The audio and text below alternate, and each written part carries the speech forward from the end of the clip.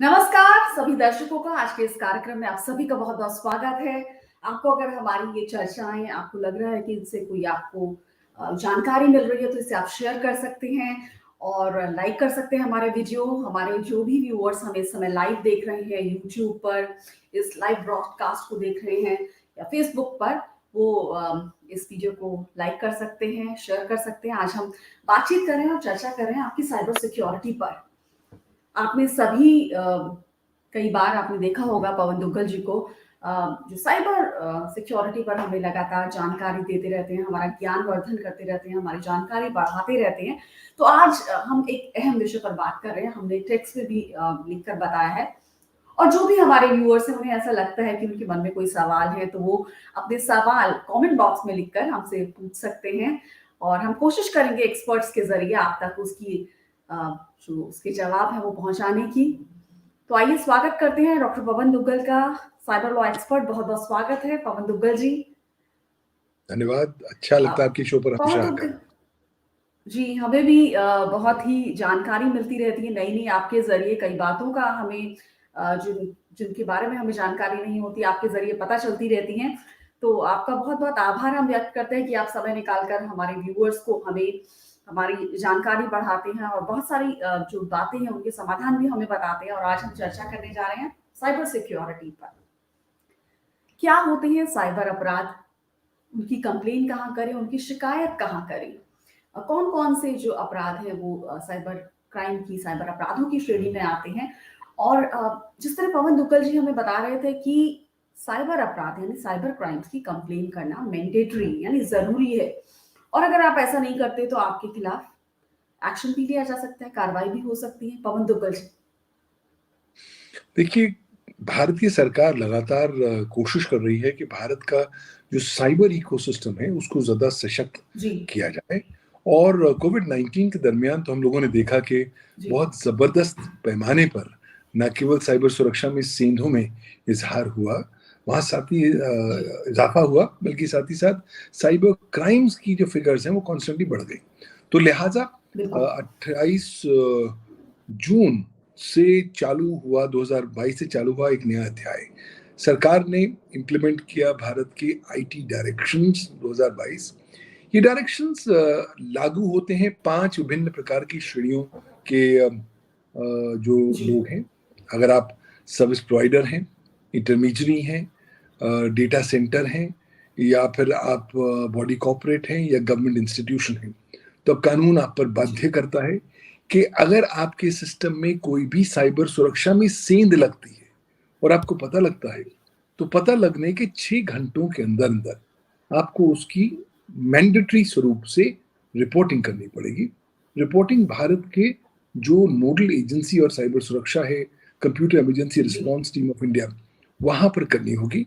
अगर आप 6 घंटे में रिपोर्टिंग करने में चूक गए तो कानून कहता है कि आपने एक दंडनीय अपराध घोषणा कर लिया होगा और वो दंडनीय अपराध धारा 70B(6) के तहत उसमें 1 साल की सजा का प्रावधान है, जुर्माने का प्रावधान है। और ये अब सरकार लगातार इम्प्लीमेंट कर रही है।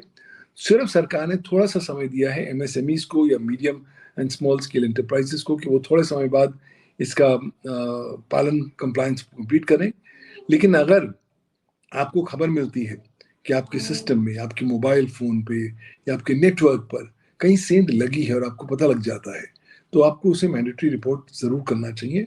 प्रॉब्लम है, कानून ने 15 विभिन्न प्रकार के कैटेगराइजेशंस परिभाषित किए हैं जिस प्रकार की घटनाओं को आपको रिपोर्ट करना अनिवार्य है, और उनमें शामिल है डेटा लीक और डेटा ब्रीच। किसी प्रकार का डेटा ब्रीच हो, किसी प्रकार का डेटा लीक हो, आपका मुलाजिम, आपका एम्प्लॉई आपका डेटा बाहर खरीद फरोख्त कर रहा है, शेयर कर रहा है, ट्रांसफर कर रहा है, ये तमाम सारे उदाहरण हैं कि जब आपको पता लगता है तो आप उसको रिपोर्ट करते हैं। साथ ही साथ ये जो प्रकरण है, ये विशेष तौर पर नई उभरती हुई टेक्नोलॉजीज को भी कवर कर रहे हैं। तो अगर आप artificial intelligence, blockchain, internet of things, cloud computing, 3D 4D printing या एडिटिव मैन्युफैक्चरिंग या ड्रोन्स में भी काम करते हैं और आपके यहाँ सेंध नजर आती है, या तो साइबर सुरक्षा में सेंध हो या साइबर इंसिडेंट हो, तो आपको रिपोर्ट करना मैंडेटरी है। तो ये एक साइबर हाइजीन का एक नया स्वरूप है जब कानून ने परिभाषित किया है, जितनी जल्दी हम लोग इस नए स्वरूप को अडॉप्ट कर लेंगे अच्छा होगा। वरना एक बार आपने जुर्म कर लिया तो अगले 7 साल तक के लिए एक तलवार आपके सिर पर लटक जाने वाली है। क्यों? क्योंकि अगले 7 सालों में कभी भी सरकार आपके विरुद्ध कानूनी कार्रवाई कर सकती है, आपको क्रिमिनल प्रोसिक्यूशन का सामना भी करना पड़ सकता है। जी, ये बहुत चौंकाने वाली बात आपने बताई कि सरकार आपके विरुद्ध कार्रवाई कर सकती है अगर आप साइबर अपराधों की शिकायत दर्ज नहीं कराते एक समय सीमा के भीतर। तो अब क्या इंडिविजुअल्स पर भी ये लागू होंगे, इंस्टीट्यूशंस के अलावा जो आम लोग हैं उनको अगर उनके खिलाफ कुछ अपराध होते हैं तो उन्हें भी दर्ज कराना ज़रूरी है और शायद आम लोगों को ये पता भी ना हो कि हमारे खिलाफ साइबर अपराध हो भी रहा है, हम कैसे दर्ज करें, कहाँ दर्ज करें, क्या बहुत आसान है इस कंप्लेंट को दर्ज करना? क्या अक्सर कंप्लेंट दर्ज करने में ये फ्रेंडली होना चाहिए कि उसकी दर्ज कराना यूजर के लिए बहुत आसान हो, जो शिकायत करता है उसके लिए आसान हो इसकी कंप्लेंट दर्ज कराना। पवन दुग्गल जी। देखिए, कानून को बहुत विस्तार स्वरूप से परिभाषित किया गया है। मैं तो समझता हूँ कि बहुत विशाल जाल है जो फेंका गया है, और उस जाल में जी 5 प्रकार की श्रेणियां आती हैं, चाहे वो बॉडी कॉर्पोरेट हो, डेटा सेंटर हो, नेटवर्क सर्विस प्रोवाइडर हो, इंटरमीडियरी हो या गवर्नमेंट इंस्टीट्यूशन हो। अब इन्होंने बॉडी कॉर्पोरेट की परिभाषा बहुत विशाल पैमाने पर भारत की सूचना प्रौद्योगिकी कानून में दे रखी है। तो बॉडी कॉर्पोरेट का मतलब यही नहीं है कि कोई कंपनी हो जो भारतीय कंपनीज एक्ट के तहत इनकॉर्पोरेटेड हो। उसी के अंतर्गत शामिल होता है sole proprietorship, partnership, limited liability partnership. तो अगर आप सोल प्रोप्राइटर हैं और आप अकेले इकलौते मालिक हैं अपने बिजनेस के, तब भी आप पर ये लागू है। अगर आप पार्टनरशिप के पार्टनर हैं तब भी आप पर लागू है। अगर आप लिमिटेड लाइबिलिटी पार्टनरशिप पे भी आप पार्टनर हैं तब भी आप पर लागू है। ऑफकोर्स कंपनी है तो लागू होगा ही। अगर आप कोई संस्थान है, कोई ट्रस्ट है, कोई सोसाइटी है, तो या नॉट फॉर प्रॉफिट कंपनी है, तो उन पर भी ये प्रकार का जो मैंडेटरी रिक्वायरमेंट है लागू होता है। अब सवाल उठता है कि आप रिपोर्ट करें कहाँ? कानून कहता है कि आपको रिपोर्ट करने के लिए जो भारत की नोडल एजेंसी है साइबर सुरक्षा की, यानी कि Indian computer emergency response team, वहां पर जाके लिखत में रिपोर्ट करना पड़ेगा। फिजिकली जाने की आवश्यकता नहीं। उनकी वेबसाइट पर आप जा सकते हैं, cert-in.org.in उनका ईमेल एड्रेस है, उनका वेब एड्रेस है। वहां पर जाइए और वहां पर एक पर्टिकुलर फॉर्म मिलता है, उसे डाउनलोड करिए, उसको भरिए, साथ में अपनी शिकायत की डिटेल्स दीजिए और जमा कराइए इलेक्ट्रॉनिकली। फिजिकली दाखिल करना चाहें तो उनके दफ्तरों में भी जाकर आप फिजिकली दाखिल कर सकते हैं। लेकिन एक बार आपने दाखिल कर दिया और आपको एक्नॉलेजमेंट मिल गई, जी तब आप सुरक्षित हो गए, यानी कि आप पर कार्रवाई नहीं हो सकती। अब सवाल है कि आपको करना है कि 6 घंटों में, जब आपको पता लग जाए, 6 घंटों में आप इसको लिखित तौर पर इलेक्ट्रॉनिकली रिपोर्ट जरूर करें। अब हो सकता है कि कई बार आपको पता ही नहीं लगे कि आपके यहाँ साइबर सुरक्षा में सेंध लगी है या ऐसा इंसिडेंट है। तो उदाहरण के तौर पर अगर हम उदाहरण लें तो 1 जनवरी 2022 के यहाँ आपके यहाँ सिस्टम में एक सेंध लगी, आपको पता नहीं लगा। आपको पता लगता है 1 नवंबर 2022 को दोपहर के 3 बजे। तो आपकी घड़ी चालू होती है 1 नवंबर 2022 के 3 बजे, यानी कि अगले 6 घंटे यानी कि 9 बजे तक आपको इसको लिखित में रिपोर्ट करना है और वो सबूत अपने पास रखना है जिसके माध्यम से आपको लीगल नॉलेज हो गई है कि आपके यहाँ सेंध लगी है या साइबर इंसिडेंट हुआ है। या तो मेल होगी या कोई मैसेज होगा या व्हाट्सएप मैसेज होगा, कोई ना कोई तो आपको बताएगा कि साहब हमारे सिस्टम में हुआ है।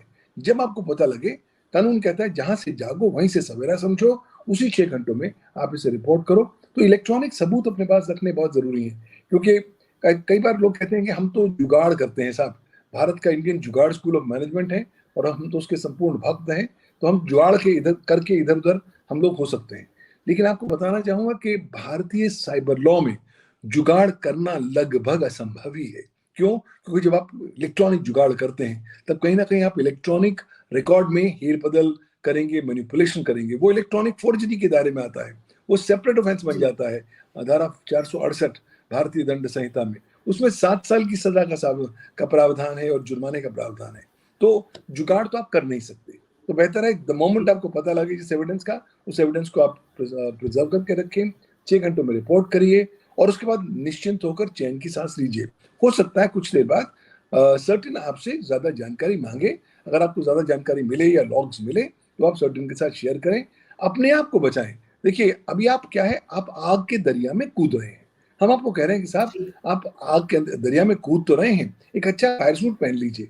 ये फायर सूट है कि आप कंप्लाई कर लीजिए 6 घंटों में। आप लिखत करके इन्फॉर्म कर दीजिए कि ये आग की जो आंच है वो आप तक ना पहुंच सके। अपने आप को सुरक्षित रखेंगे तो आपका डिजिटल भविष्य और डिजिटल वर्तमान दोनों ही उज्जवल रहेंगे। जी, बिल्कुल, तो शिकायत आपने जिस तरह बताया कि जैसे ही आपको पता चलता है कि आपके खिलाफ साइबर अपराध हुआ है, तो जिस समय आपको पता लगा है, उस समय से आपकी जो घड़ी है वो शुरू हो जाती है और उसके 6 घंटे के अंदर आपको कंप्लेंट दर्ज करानी है। और कई पहलुओं पर आपने प्रकाश डाला पवन दुग्गल जी और हमें जानकारी दी कि किस तरह से और इसमें एक ये भी पहलू आते हैं कि अब हमें क्या क्या कैसे पता चले कि साइबर अपराध हुए हैं? कौन-कौन से मतलब आम लोगों को कैसे पता चले कि मेरे कंप्यूटर में, मेरे मोबाइल में या मेरे मेरे साथ कोई साइबर अपराध हुआ है, साइबर क्राइम हुआ है। तो कौन-कौन से जो ऐसे कोई आप एग्ज़ाम्पल देके बताएँ कि अपराध, साइबर अपराध की जी, जी, 15 विशेष प्रकार की साइबर क्राइम या साइबर सुरक्षा में सेंधि लगना आपको मैंडेटरी जी, रिपोर्ट करना ज़रूरी है। अगर आपके यहाँ रैनसमवेयर का आक्रमण हुआ है, यानी कि आपका पूरा सिस्टम लॉक कर दिया गया है और वो पैसा माँग रहे हैं, तो ये पहला एक उदाहरण है। सिमिलरली अगर आपके यहाँ डिनायल ऑफ सर्विस अटैक होता है या distributed denial of service attack होता है, तब भी आपको रिपोर्ट करना ज़रूरी है।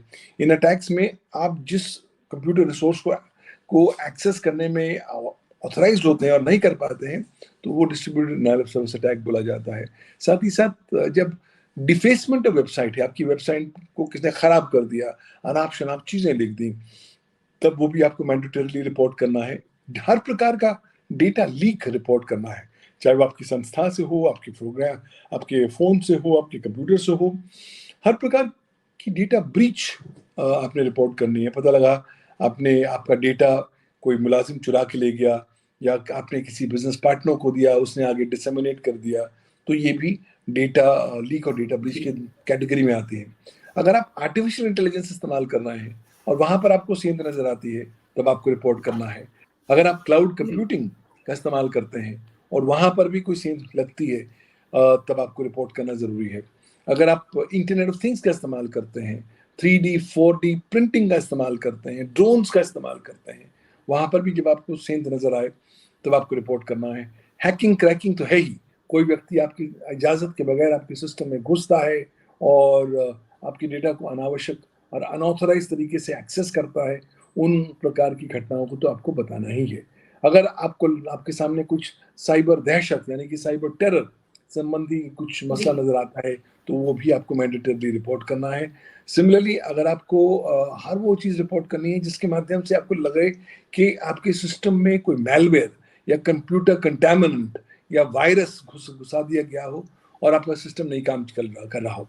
थंब रूल ये है कि अगर आपका सिस्टम या अगर आपका मोबाइल धीरे हो जाए काम करते वक्त या उस पुराने स्पीड पे ना काम करे जैसे आपका आदत है, तो पहले खतरे की घंटी है कि हो सकता है कि साहब कहीं ना कुछ गड़बड़ लगी हुई है, हो जी, सकता है साइबर सुरक्षा में सेंध लगी हो। इसलिए आप इसे रिपोर्ट जरूर करें। कई बार क्या होता है, आपका सिस्टम ऑटोमेटिकली रिबूट करने लग जाता है बार बार। अगर वो रिबूट भी कर रहा है तो वो भी संदेश इस बात का है कि शायद आपके यहाँ आक्रमण हो गए। अगर कई बार आपने अपने यूजर नेम पासवर्ड्स अपने मोबाइल फोन पे अपने कंप्यूटर में डाल रखे हैं और उनका इस्तेमाल जी, करते हैं, आप तुरंत कंसर्न वेबसाइट पे चले जाते हैं, लेकिन बार बार आप नहीं जा पा रहे हैं या आप करेक्शन नहीं स्थापित कर पा रहे हैं, तो ये भी संभावित तौर पर एक इंस्टेंस है जो रिपोर्ट करना है। तो बहुत जी, सारे इस तरह के घटनाएं हैं जो परिभाषित की जा चुकी हैं। थंब रूल है, जागरूक रहिए, सतर्क रहिए, सावधान रहिए। जब जब आपको नजर आए कि कुछ चीज ऐसी हो रही है जो नॉर्मल नहीं है, जो आपके सिस्टम को स्लो कर रही है या जो आपके एक्सेस को रोक रही है, या अगर आपके सिस्टम में कुछ ऐसी चीज डाल रही है जिससे आपका डेटा ना तो एक्सेस हो पा रहा है या डेटा डेटा नष्ट हो रहा है या डिलीट हो रहा है, तो कृपया उसे जी। साइबर इंसिडेंट मानिए और उसके रिपोर्ट जरूर करिए। जी, आपने बहुत ही अहम बातें बताई कि किस तरह से हमें ये संदेह हो जाना चाहिए कि हमारे सिस्टम के साथ कुछ ना कुछ खिलवाड़ हो रहा है, कुछ ना कुछ हमारे सिस्टम में सेंध लगाई जा रही है, सिस्टम स्लो हो रहा है या अपने आप रीबूट हो रहा है या अपने बार-बार उसमें ऐसा लग रहा है कि हम अपना डेटा एक्सेस नहीं कर पा रहे हैं। और जिस तरह हम बार-बार अपने पासवर्ड है मोबाइल में सेव कर लेते हैं, तो हो सकता है उसके ज़रिए उसमें सेंध लग रही हो, या तो सावधानियाँ तो बहुत रखनी होंगी हमें। कई बार हम बहुत सारे पासवर्ड ऐसे होते हैं जो कई लोग लिख लेते हैं या सिस्टम में सेव कर लेते हैं। तो कई इंसिडेंट आपने इस तरह बताए। इस पूरी चर्चा को सम अप करते हुए पवन दुग्गल जी, आप व्यूअर्स से क्या कहना चाहेंगे साइबर अपराधों को दर्ज करने को लेकर, उनकी रिपोर्टिंग को लेकर, इंस्टीट्यूशन लेवल पर, इंडिविजुअल लेवल पर, और जिस तरह नज़र रखिए बतौर नागरिक भी हम अपने मोबाइल, अपने लैपटॉप, अपनी जो भी डिजिटल हमारी एक्टिविटी होती है उसे लेकर? हम सबको उपभोक्ता होने के नाते समझना होगा जी। कि आज हम ऑलरेडी एक नए युग में कदम रख चुके हैं। कोविड-19 लगभग खत्म हो गया है और ये नया साइबर युग है जिसे हम डेटा इकोनॉमी युग बोलते हैं, जहां पर आने वाले समय में आपका डेटा आपके पैसे से ज्यादा महत्वपूर्ण होने वाला है। लिहाजा इस नए डेटा युग में आपको समझना होगा कि जमीनी हकीकतें पूरी तरीके से बदल रही हैं। एक नया साइबर वर्ल्ड ऑर्डर आ रहा है। साइबर सुरक्षा में सेंधें अब रोज normal day to day default option होने वाली हैं। सिमिलरली ग्रोइंग साइबर क्राइम हमारी जिंदगी की डेली डेली रोजमर्रा की एक्टिविटीज का हिस्सा बनने वाला है। तो जब इस तरह की गतिविधियां होने वाली हैं, तो मेरा हाथ जोड़कर सविनय निवेदन आप सबसे होगा कि सबसे पहले आप अपने आप को सुरक्षित रखें, अपने डेटा को सुरक्षित रखें। जो फिलहाल एक भारत में क्रांति चल रही है, जिसे मैं ग्रेट इंडियन वॉमिटिंग रेवोल्यूशन बोलता हूँ, भारत की उल्टी की क्रांति, कृपया उसका उसका हिस्सा ना बने। आज की तारीख में भारतवासी बिना सोचे समझे अपने डेटा की उल्टी कर रहे हैं विभिन्न प्रकार की इंटरनेट वेबसाइट्स पर, सोशल मीडिया पर। कृपया अपनी जानकारी को संजो कर रखिए, नीड टू नो बेसिस पर ही शेयर करें, सावधान रहें, सतर्क रहें, साइबर सुरक्षा को जीवन जीने की शैली के स्वरूप में अडॉप्ट करें और साथ ही साथ अपने रोजमर्रा के जीवन में साइबर रेजिलियंस को अपना हिस्सा बनाइए। मान के चलिए कि हम पर आक्रमण तो होगा ही, लिहाजा जब अगली बार आक्रमण होता है तो हम घबराएं ना, पैनिक ना करें, बल्कि हमारा तवज्जो इस बात पे होनी चाहिए कि कितनी जल्द से जल्द हम अपने ऑपरेशंस को पुनः से नॉर्मलसी तक लेकर आ पाए। तो ये एक नया प्रकार का मानसिक माइंडसेट है जो हमें अडॉप्ट करना पड़ेगा। जी। जमीनी हकीकतें बहुत बढ़ती जा रही हैं। पिछले साल पूरी दुनिया भर ने $6 ट्रिलियन से ज्यादा गवाया इन साइबर सुरक्षा में सेंधों और साइबर क्राइम्स के प्रति। आज 2022 की एंड तक उम्मीद की जा रही है कि पूरी दुनिया भर में लगभग $8 ट्रिलियन से ज्यादा पैसे लोग गवा देंगे साइबर क्राइम और साइबर सुरक्षा की सेंधों में। इसलिए चारों ओर आग फैली हुई है। अपने आप अच्छा फायर सूट पहनिए, सतर्क रहिए, सावधान रहिए, बिल्कुल भी पैनिक करने की जरूरत नहीं है। लेकिन इंटरनेट को जुडिशियसली इस्तेमाल करें, लिमिटेड इस्तेमाल करें, कोशिश करें अपने इलेक्ट्रॉनिक पद्धतियों को छोड़कर ना जाएं ताकि उनका दुरुपयोग कर साइबर क्रिमिनल्स आपको टारगेट ना करें। और स्वतंत्र स्वच्छंद रूप से अपने मन को समझाइए कि साहब ये नया युग है, पहले अपने आप को सुरक्षित रखेंगे, अपने डेटा को सुरक्षित रखेंगे, फिर आगे जाएंगे। अगर ये मंत्र आपने फॉलो किए और साइबर सुरक्षा को जीवन जीने के नीति के स्वरूप में अडॉप्ट किया, तो काफी हद तक आप आने वाले समय में सुरक्षित रह पाएंगे और आपका डेटा भी सुरक्षित रहेगा। जी, बहुत पहलुओं पर आपने प्रकाश डाला और हमें बताने की कोशिश की कि किस तरह से हमें अपनी जानकारी, अपना डेटा ऑनलाइन स्पेस में फ्रीली नहीं अवेलेबल करा देना है, बाँट नहीं देना है। और जिस तरह से एक चलन चढ़ गया है सोशल मीडिया में भी, हम के ज़रिए हम अपनी जानकारी, अपना सब कुछ, हर डिटेल्स को शेयर कर लेते हैं। उन सभी पहलुओं पर एक विस्तार से चर्चा करने की ज़रूरत है। अगले एपिसोड्स में हम उस पर बात करेंगे कि क्या-क्या आपको शेयर नहीं करना है। अपने ऑनलाइन स्पेस में, अपने सोशल मीडिया पर, और किस तरह से अपनी जानकारी को, जिस तरह आप कह रहे हैं, नीड टू नो, जितनी बताने की ज़रूरत है उतना ही बताएँ डिजिटल स्पेस में, बाकी सब अपने तक ही रखें।